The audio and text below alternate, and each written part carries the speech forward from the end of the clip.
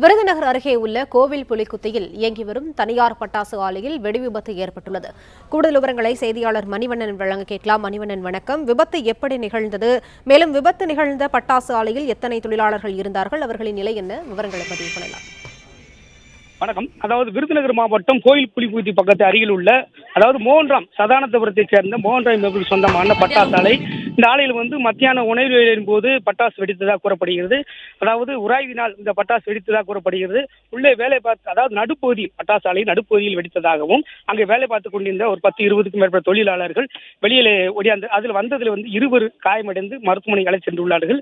மேலும் உள்ளே பட்டாசுகள் தொடர்ந்து வெடித்துக் கொண்டிருப்பதால் உள்ளே செல்ல முடியாமல் 108 ஆம்புலன்ஸ் மற்றும் ஃபயர் ஸ்டேஷன் அனைவருமே தயாராக உள்ளனர். உள்ளே பட்டாசுகள் வெடித்துக் கொண்டிருந்த நிலையில் இப்போ வாகனங்கள் உள்ளே எதுவும் செல்ல முடியாத சூழ்நிலை ஏற்பட்டுள்ளது.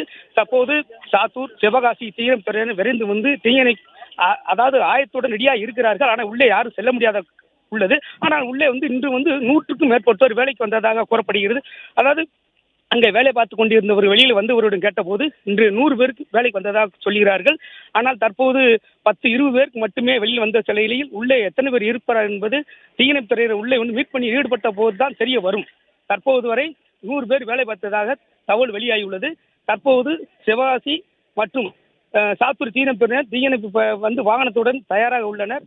தற்போது வெடித்துக் கொண்டே இருப்பதால் யாருமே மீட் பணியில் ஈடுபட முடியாத சூழ்நிலையில் ஏற்பட்டுள்ளது.